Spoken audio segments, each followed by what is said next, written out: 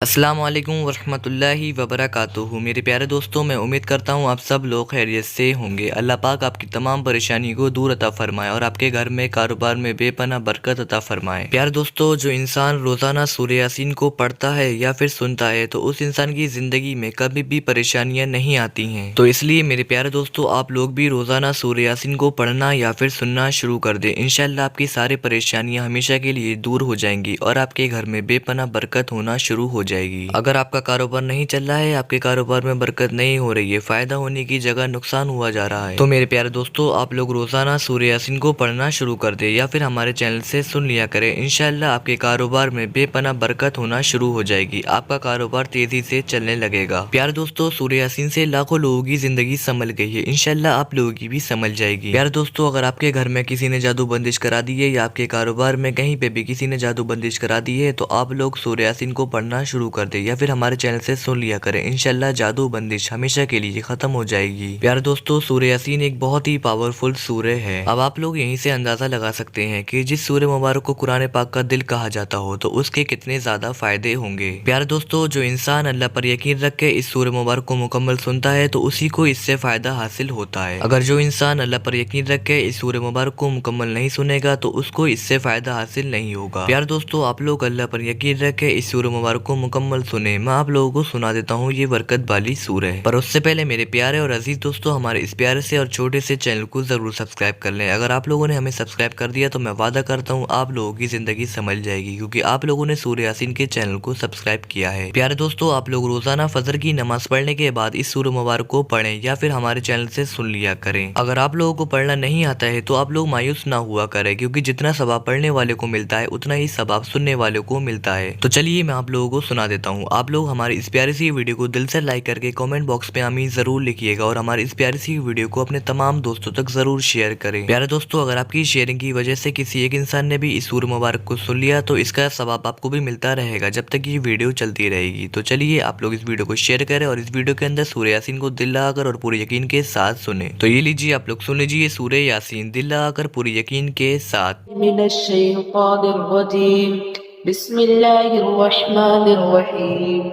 यासीन वल क़ुरआनिल हकीम इन्नका लमिनल मुरसलीन अला सिरातिम मुस्तक़ीम तंज़ीलल अज़ीज़िर रहीम लितुन्ज़िर क़ौमन मा उन्ज़िर आबाउहुम फ़हुम गाफ़िलून लक़द हक़्क़ल क़ौलु अला अक्तरिहिम फ़हुम ला युमिनून इन्ना जअलना फ़ी अअनाक़िहिम अग़लालन फ़हिय इलल अज़क़ानि फ़हुम मुक़महून वजअलना मिन बैनि ऐदीहिम सद्दन व मिन ख़ल्फ़िहिम सद्दन फ़अग़शयनाहुम फ़हुम ला युबसिरून वसवाअन अलैहिम अअन्ज़रतहुम अम लम तुन्ज़िरहुम ला युमिनून इन्नमा तुन्ज़िरु मन इत्तबअ अज़्ज़िक्र व ख़शिय अर्रहमान बिलग़ैब फबश्शिरहु बिमग़फ़िरतिन व अज्रिन करीम इन्ना नहनु नुह्यिल मौता व नक्तुबु मा क़द्दमू व आथारहुम व कुल्ल शैइन अहसयनाहु फ़ी इमामिन मुबीन वضرب لهم مثلا أصحاب القرية إذ جاءها المرسلون إذ أرسلنا إليهم اثنين فكذبوهما فعززنا بثالث فقالوا إنا إليكم مرسلون قالوا ما أنتم إلا بشر مثلنا وما أنزل الرحمن من شيء إن أنتم إلا تكذبون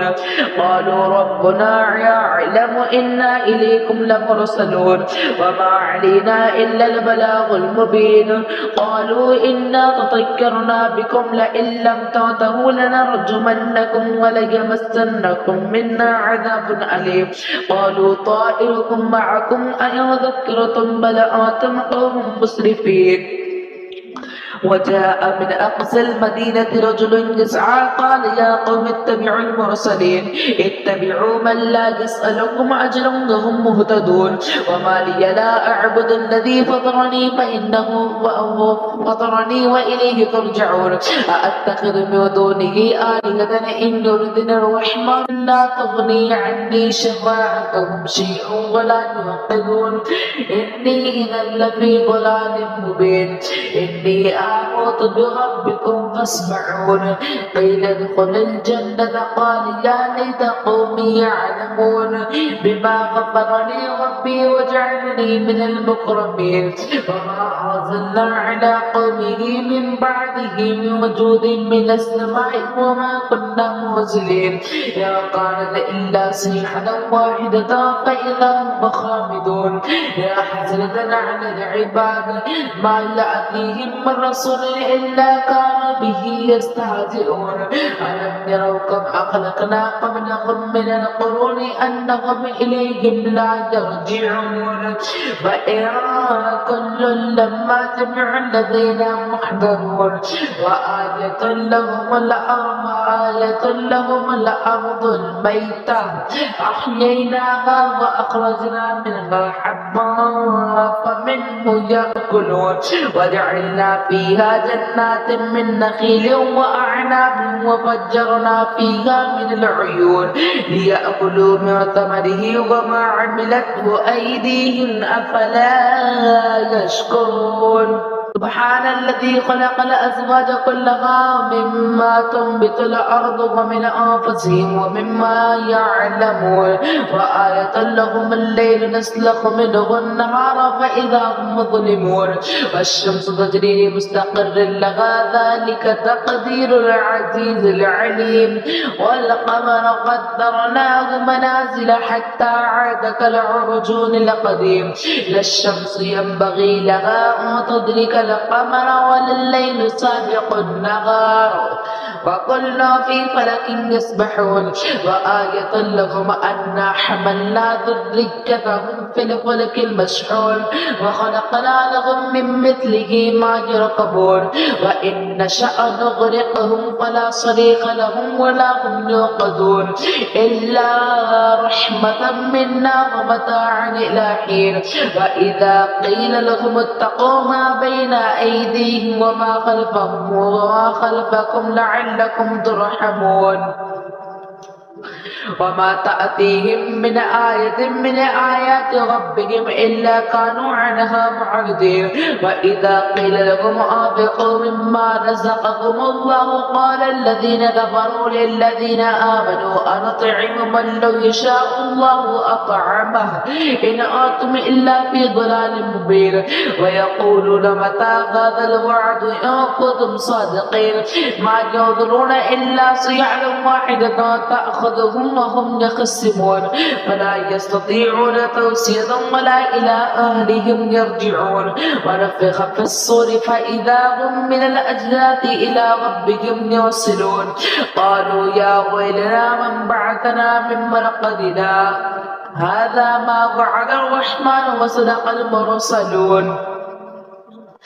إن كانت إلا صيحة واحدة فإذا هم جميع لدينا محضرون فاليوم لا تظلم نفس شيئا ولا تجزون إلا ما كنتم تعملون إن أصحاب الجنة اليوم في شغل فاكهون هم وأزواجهم في ظلال على الأرائك متكئون لهم فيها فاكهة ولهم ما يدعون سلام قولا من رب رحيم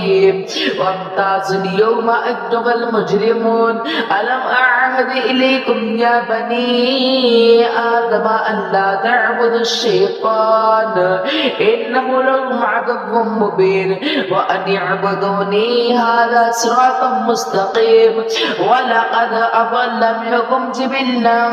كثيرا أفلم تكونوا تعقلون هذه جهنم التي كنتم توعدون اصلوها اليوم بما كنتم تكفرون اليوم نختم على أفواههم وتكلمنا أيديهم وتشهد أرجلهم بما كانوا يكسبون ولو نشاء لطمسنا على أعينهم فاستبقوا الصراط فأنى يبصرون ولو نشاء لمسخناهم على مكانتهم فما استطاعوا مضيا ولا يرجعون ومن نعمره ننكسه في الخلق أفلا يعقلون وما وعلمناه الشعر وما ينبغي له إن هو إلا ذكر وقرآن مبين لينذر ما كان حجا ويحق القول على الكافرين أولم يروا أنا خلقنا لهم مما عملت أيدينا أنعاما فهم لها مالكون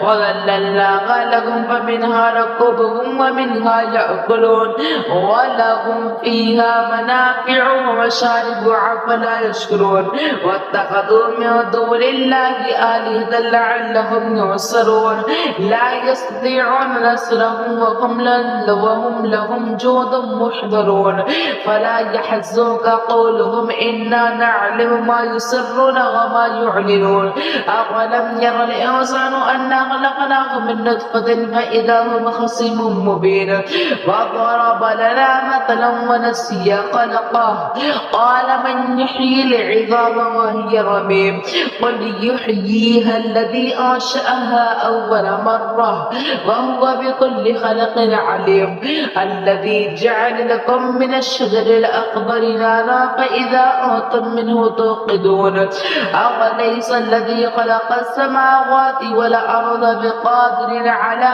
أن يخلق مثلهم بلى وهو الخلاق العليم إنما أمره إذا أراد شيئا أن يقول له كن فيكون فسبحان الذي بيده ملكوت كل شيء وإليه ترجعون